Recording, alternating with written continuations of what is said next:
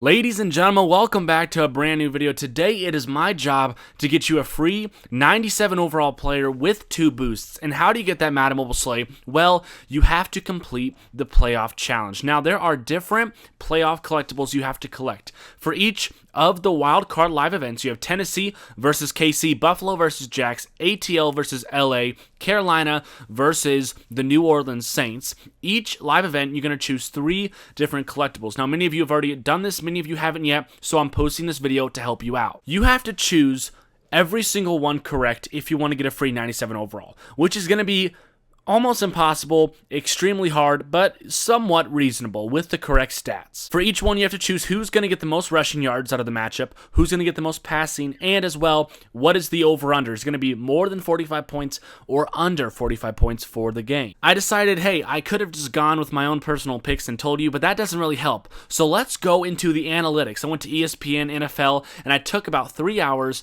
2 to 3 hours, and I came up with this list, this guide for you guys to help make your choices. Now, when it comes to Tennessee versus Kansas City, take a look. When it comes to rushing yards per game, Kansas City is ranked 9th. Tennessee is ranked 15th. Kansas City obviously has more rushing yards per game. Also, DeMarco Murray is going to be inactive. You have Derrick Henry going in for the Tennessee Titans. He isn't really a 3-4 down back. He's going to get tired. They're going to be putting in their 3rd string to complement him. I don't like that. I like Kareem Hunt. I like the NFL title leader to take the rushing yard. That's why I'm giving the Chiefs the win. Let's go to passing yards. In passing yards, Kansas City is ranked number 7 in passing yards per game. Tennessee is ranked 28.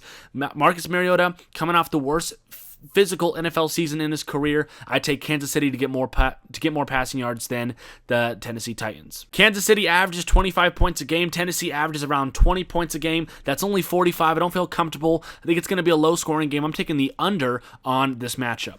Let's move over to Buffalo versus Jacksonville. When it comes to rushing yards per game, Jacksonville takes the number 1 spot in the NFL with Buffalo at number 6. Now, of course, number 6 and number 1 isn't too far apart, but LaShawn McCoy has been missing some time. He's not going to be 100%, and you cannot trust the Bills to get you that rushing yard collectible. That's why I'm taking the Jacksonville Jaguars over with the rushing yards. When it comes to passing yards, the Jacksonville Jaguars are the 17th, and the Bills are about the worst when it comes to passing yards per game. The Bills are kind of, very unstable when it comes to scoring on offense through the air, so I'm going to probably go with Jaguars. I think you got Blake Bortles, who's a reasonable quarterback. I think Tyrod's going to be getting a lot of rushing yards and probably a few touchdowns, but I think when it comes to the under as well, you got Jacksonville Jaguar, one of the best defenses in the NFL, playing against the Bills, who aren't this high-scoring offense. I think it's going to be under 45 points, and that is my predictions for that game. Jumping over the top right, you got the Atlanta-LA Rams matchup. Before we start, I'm going to say that it is going to be over 45 points.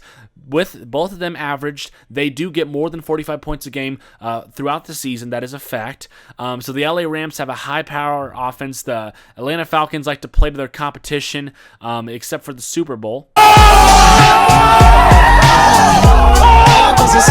Kidding, Atlanta fans, chill, I love you. But let's go with rushing yards. You got Todd Gurley, potential MVP candidate on the line, 100% rushing yards per game, number 8 in the NFL for LA Rams, number 13 for Atlanta Falcons. I'm still going to take Todd Gurley, take in the rushing yards. Let's go passing yards. You got Matt Ryan, you got Jared Goff. Jared Goff's been explosive and had some big games, but when it comes to the playoffs, veterans are key. I like Matt Ryan, I like Julio Jones. I like them taking the passing yards in this matchup. Let's go down below to Carolina versus New Orleans.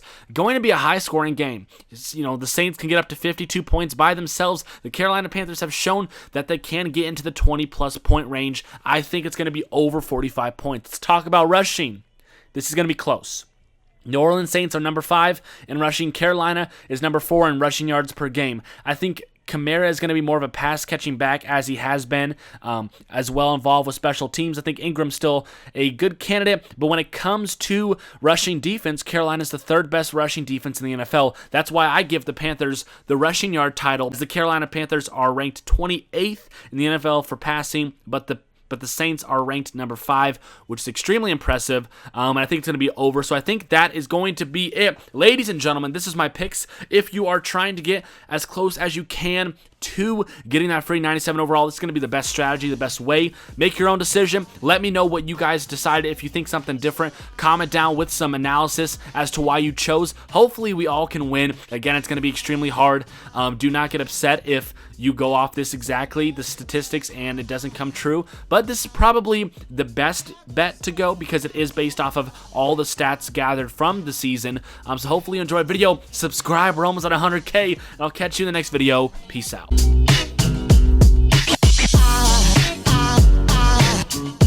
There goes a sign, there goes a sign.